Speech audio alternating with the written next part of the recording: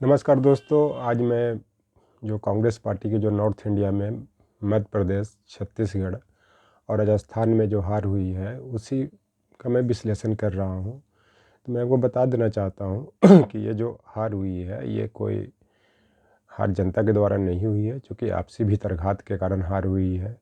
मैं प्रारंभ में भी बोला था, जो छत्तीसगढ़ में केटी सिंहदेव जी जो हैं वो मुख्यमंत्री बनने के चक्कर में वो कांग्रेस के लिए कब्र खोद रहे हैं और वो कब्र खोद भी दिया। वो ये भी चाहते थे कि भूपेश बघेल हार जाए और वे जीत जाएं ताकि वो मुख्यमंत्री बने, लेकिन वही खुद हार गए इस इलेक्शन में 128 या 160 वोट से। तो मैं यह बता देना चाहता हूँ कि जो दूसरे के लिए जो कब्र खोदता है वह खुद उस कब्र में दफन हो जाता है। जिससे टीके सिंहदेव जी हो गए। अब मान लिया जाए रो करके भी क्या करेंगे, जब पार्टी रहेगी तभी आप मुख्यमंत्री या डिप्टी सीएम या कुछ भी बन सकते थे। पार्टी जीतती तब वो बात की बात थी। वो संसदीय बोर्ड निर्णय करता कि छत्तीसगढ़ का मुख्यमंत्री कौन बनेगा, नहीं बनेगा। और जहाँ तक लोग बता रहे हैं कि मोदी लहर है, विकास की बात है, तो मैं बता दे रहा हूँ कि मोदी लहर नहीं है, न विकास की बात है। जितना बघेल जी ने छत्तीसगढ़ में विकास किया उतना आज तक किसी मुख्यमंत्री ने नहीं किया। दूसरी चीज़, अगर मोदी लहर रहती तो आप इसका इतिहास उठा के देख लीजिए। जो जहाँ पे जो आपको मान लिया जाए कि यहाँ पे मध्य प्रदेश में पिछले 2019 के चुनाव में 60% वोट बीजेपी को मिली थी लोकसभा में, वो इस बार 49% मिला। राजस्थान में जहाँ 58% मिला था वो 42% मिला। तो कोई लहर नहीं है। जो बस लहर मेहनत करने की बात है, काम करने की बात है, भीतरघात करने की बात नहीं है। उसी तरह आपका मध्य प्रदेश में जो माननीय कमलनाथ के कारण वहाँ पे हार हुई, अगर सपा को 6 सीट दे देते तो शायद आज परिणाम कुछ भी रहता, और मैं पहले ही बता रहा था। दूसरी चीज़, उनका बड़बोलों ने कांग्रेस को हराया, जो बोले अखिलेश बखिलेश, इस तरह के जो लैंग्वेज यूज किया। जो भी सपा समर्थक थे वो कांग्रेस के विरोधी हो गए। दूसरी चीज़ की एक कहावत है भी कि एक मुट्ठी बाजरा के चक्कर में पूरा सम्राट शेरशाह ने लुटा दिया। उसी तरह से इन्होंने 6 सीट के कारण कांग्रेस की वहाँ पे मध्य प्रदेश में हरवा दी। शायद 70 तो नहीं, कम से कम 50 सीट जरूर बढ़ जाता, जो कि 50-60 सीट पर सपा का समर्थक बहुत बड़े पैमाने पर है। वो निर्णायक भागीदारी भी निभाते हैं। इसके कारण वहाँ पे हार हुई। और जो अखिलेश बखिलेश की जो बात की ये किस सेंस में की है, तो एक बिहारी का इस पे दोहा है कि सतसैया के दोहरे जो नावक के तीर, देखन में छोटन लगे घाव करे गंभीर। तो जो इस चीज़ को माननीय अखिलेश जी ने चरितार्थ किया कि ज़रूर उनसे उम्र में छोटे हैं, कद्र में छोटे हैं, चाहे मान सम्मान में छोटे हैं, लेकिन उन्होंने दिखा दिया कि छोटे लोग भी कितना बड़ा घाव करता है। वो घाव अब भरा नहीं जाएगा। अब मुझे नहीं लग रहा है कि भविष्य में कमलनाथ जी को कोई मौका मिलेगा कि वो वहाँ पे मुख्यमंत्री बनेंगे, क्योंकि वो 70 से ज़्यादा एज प्राप्त भी कर चुके हैं। इसी कारण ये दोहा मैं कहा कि वो ज़रूर अपने उम्र में बड़े हैं, ओहदे में बड़े हों, लेकिन एक छोटा सा सपा पार्टी है जिनके जो मुखिया अखिलेश यादव ने उनको बहुत बड़ा डैमेज किया, और मुझे नहीं लग रहा है कि वो भविष्य में मुख्यमंत्री बनेंगे। अब मैं राजस्थान पे आता हूँ। राजस्थान में मैं शुरू से ही बोल रहा हूँ, आप जो भी मेरा इंटरव्यू देखते होंगे, कि सचिन पायलट और कार्यकर्ता जितना मेहनत करेंगे उतना ही कांग्रेस का सीट बढ़ेगा। एक वहाँ पे अफवाह ये भी उड़ाया जाता है, हर जगह उड़ाया जाता है, दिल्ली में भी उड़ाया जाता है कि गुज्जर बीजेपी को वोट देते हैं, कांग्रेस को नहीं देते हैं। तो इस भुलावे में नहीं रहें। अगर आप जाति के लोग अगर आपको वोट नहीं देते तो 100 सीट पर आप पिछले निर्वाचन में नहीं पहुंचते, इस बार भी 65 पर नहीं पहुंचते, क्योंकि इसके पहले भी बहुत सा चुनाव में जो है कि कांग्रेस 21-22 सीट पे सिमटी है।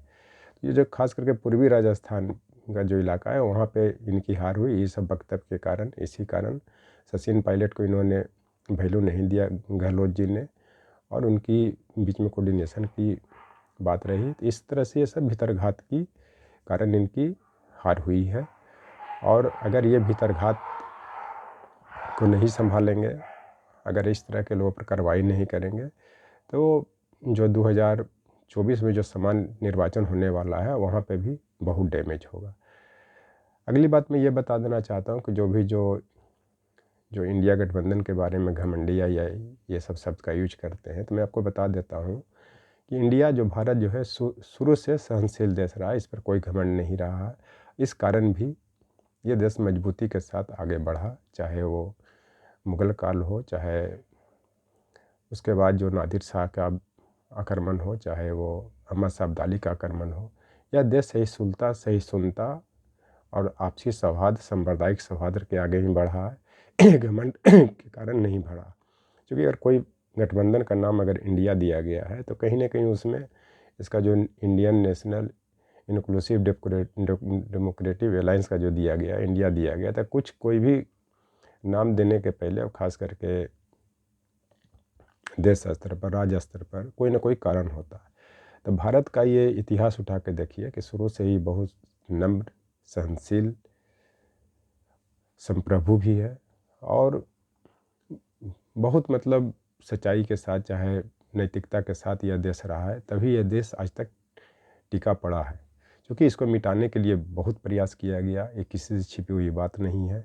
और जो इस तरह के जो शब्द का प्रयोग कर रहे हैं, ये खुद घमंडिया हैं, तभी इस शब्द का प्रयोग कर रहे हैं। और जो जिसके पास घमंड होता है उसकी ज़्यादा दिन का लाइफ नहीं होती है। तो मैं फिर अपने वक्तव्य पर आ रहा हूँ कि जो हार का कारण क्यों हुआ, कैसे हुआ। आज आप राजस्थान में भी अशोक गहलोत जी को के देखिए कि जितना विकास उन्होंने किया और जिस तरह की रेस चल रही थी, वो संभावना व्यक्त की जा रही थी कि वो वापसी कर सकते हैं, लेकिन आपसी भितरघात के कारण कोऑर्डिनेशन नहीं बना सके।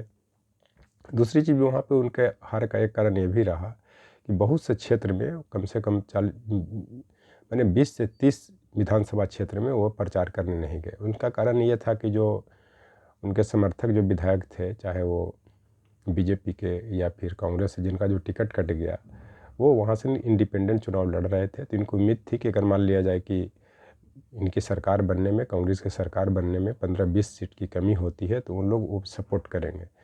जब वो प्रचार करने नहीं गए तो उस क्षेत्र के वो विधानसभा की जनता इनसे नाराज़ हो गई कि आखिर वो प्रचार करने क्यों नहीं गए, जबकि कांग्रेस के आला अधिकारी या आला जो नेता थे वहाँ ये प्रचार करने के लिए गए। लेकिन जनता जो अपने लोग खोजता है, जो वहाँ के जो मुख्यमंत्री हैं और जो अशोक गहलोत थे, अगर वो जाते तो आज परिणाम दूसरा होता। उन्होंने रिस्क लिया, उनका परामर्श उनको दिया कि वहाँ प्रचार करने नहीं जाए, वही बताएंगे। एक चीज़ और मैं बता देना चाहता हूँ कि जो कांग्रेस के जो भी लीडर हैं, चाहे मल्लिकार्जुन खड़गे जी हो, चाहे राहुल गांधी जी हो, चाहे सोनिया गांधी जी हो, इनसे कोई भी मिलने के लिए टाइम मांगे, उनको टाइम देना चाहिए।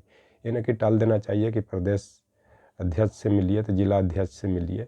एक मिलने से इमोशनल अटैचमेंट होता है और क्षेत्र में बहुत बड़ा इसका पॉजिटिविटी ही मिलता है कि वो आदमी जाके कहता है कि मैंने फलना आदमी से या सोनिया जी से, राहुल जी से या मल्लिकार्जुन खड़गे जी से, ऐसे कांग्रेस के जो भी लीडर हैं उनसे मिलने गया तो उन्होंने टाइम दिया, तो एक इससे सकारात्मक प्रचार बनता है और ये पॉजिटिव होता है। लेकिन इन लोग ये भी शिकायत आती है कि लोग मिलने से इनकार करते हैं, इसका भी असर पड़ा। क्या बीजेपी में देख लीजिए, किसी भी लीडर से मिल लीजिए और ख़ास करके जो जनता है उनसे हर लोग मिलते हैं। यहाँ तक कि माननीय प्रधानमंत्री बनारस के किसी भी जनता से मिलने के लिए हमेशा तैयार रहते हैं। तो इस कमी को भी दूर करनी है, तो तभी हो सकता है इसकी मजबूती के साथ उभर पाएंगे।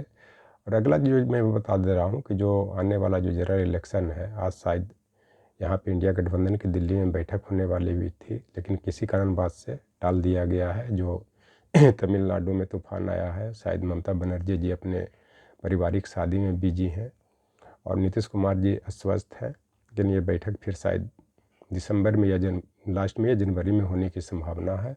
तो इसमें जो भी कमियां हैं उसको प्रत्यक्ष रूप से उजागर करना चाहिए। मतभेद हो, मनभेद नहीं हो, तब आगे बढ़ेंगे। क्योंकि वोट प्रतिशत के हिसाब से देखा जाए तो बीजेपी की वोट बहुत कम है। आप राजस्थान में भी देख सकते हैं, आप यहाँ पे मध्य प्रदेश में भी देख सकते हैं। और एक और जो बीजेपी के वोट बैंकिंग बढ़ने की संभावना है और बढ़ रही है, वो ट्राइबल जो राष्ट्रपति बनाया है, जो द्रौपदी मुर्मू जी को बनाया गया है, उसके कारण भी इनकी वोट प्रतिशत बढ़ी है। तो इस कारण अगर ये सब चीज़ को रोकना है तो इंडिया अलायंस को एक होना पड़ेगा, कोऑर्डिनेशन बनाना पड़ेगा और सेक्रीफाइस करने की क्षमता रखनी होगी, क्योंकि अगर निस्वार्थ भाव से अगर आप लोग जुड़ेंगे तो मजबूती मिलेगी। अगर लोभ सताएगा, त्याग की भावना नहीं रहेगी, तो आप लोग का डैमेज होगा। इसमें किसी को दो राय नहीं होने जाती है। तो मैं इस पर एक शेर भी कहा गया है कि हार हो जाती है जब मान लिया जाता है, जीत तब होती है जब ठान लिया जाता है। अगर आप लोगों ने पहले ही मान लिया था कि हार हो जाएगी, हो गई, क्योंकि आप लोगों ने कोऑर्डिनेशन नहीं बनाया, सब लोभ में रह गए कि कांग्रेस ने जैसे मान लिया जाए कि मध्य प्रदेश में सपा को कुछ सीट नहीं दिया, राजस्थान में बसपा को नहीं दिया, तो आप लोग ये पहले ही मान लिए थे कि हारना है। अगर अभी ठान ले कि अगर जीतना है, और 2024 का जो जनरल इलेक्शन आने वाला है, जो अगले साल मई में होगी, तो अगर ठान लीजिए, ठानने का मतलब कोऑर्डिनेशन बना लीजिए, सही चीज़ों को उजागर करें, जहाँ पे जिस पार्टी की, जिस व्यक्ति की जीतने की संभावना है उसको वहाँ पे लाएं। और एक चीज़ और मैं बता देना चाहता हूँ कि जो भी संसदीय बोर्ड होते हैं, जो आप लोग का जो मीटिंग होता है, उसमें सिर्फ पार्टी के लोगों की नहीं बुलाइए, उसके बाहर के भी लोगों को, इंटेलेक्चुअल हो, चाहे जो ग्रास रूट पर वर्कर हैं, जिनकी जानकारी आप तक पहुंच रही है कि अच्छे कार्यकर्ता हैं, चाहे वो विश्वविद्यालय के हों, चाहे ग्रामीण क्षेत्र को हों, चाहे शहरी क्षेत्र को हों, चाहे पहाड़ी क्षेत्र के हों, सबको भी इस बैठक में शामिल करें। शामिल करने के बाद उनका बात भी सुने, मानना ना मानना बात की बात है, तब आप लोग को मजबूती मिलेगी। और एक बूथ लेवल से ले करके बड़े स्तर तक के, जो बूथ लेवल से लेकर जिला तक के जो भी वहाँ पे चुनाव से संबंधित बातें हों, वहाँ पे ऐसे लोगों को शामिल करने की ज़रूरत है। तो ज़रूर आप लोग जीतेंगे, और इसमें किसी को संशय नहीं होनी चाहिए। इस पर भी एक शेर कहा गया है, वाकिफ़ कहाँ जमाना हमारी उड़ान से, वे और थे जो हार गए आसमान थे। कहने का मतलब है कि अभी किसी के उड़ान से कोई वाकिफ़ नहीं है, क्योंकि अब इलेक्शन आने वाला है।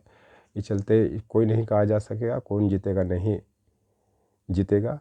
लेकिन जब लोग मान जाते हैं कि आसमान से हार जाएंगे, आसमान के मतलब यहाँ जो बड़ा जो चुनाव जनरल इलेक्शन आने वाला है, जो बहुत बड़े पूरे देश में होने वाला है, उसके लिए मैं आसमान का यूज कर रहा हूँ।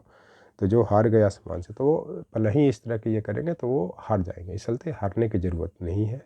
आप लोग कोऑर्डिनेशन बनाइए, हिम्मत से फिर जुड़िए, ज़रूर जीतिएगा, मेरी शुभकामना है। जो भी धर्मनिरपेक्ष दल हैं इंडिया के, और जो इस तरह से कर रहे हैं, उनकी लिए मैं शुभकामना देता हूं कि आप लोग यूनाइट के साथ लड़िए। हो सकता है कि आप लोग को सफलता मिले। आज भी एक चीज़ मैं बता देना चाहता हूं कि बीजेपी की अकेले बहुत वोट है। आप तभी इनको हरा सकते हैं जब यूनाइट होंगे, सेक्रीफाइस करेंगे, निस्वार्थ भाव से जुड़ेंगे, और देश के हर लोगों को इसमें आप शामिल करेंगे, तभी कुछ पॉजिटिविटी हो सकती है। Thank you.